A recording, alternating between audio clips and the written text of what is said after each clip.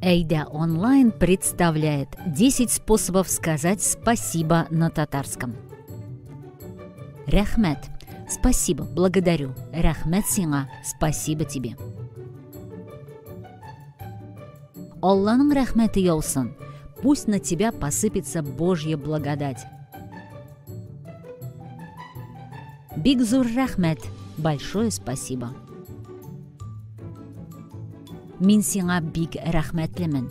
Я очень тебе благодарна. Рахмет тишкірі. Спасибо. А дословно, пусть на тебя выпадет благодать. Ихластан рахметімні білдірем. Искренне выражаю свою благодарность. Син меня шатландырдың. Ты меня очень обрадовал.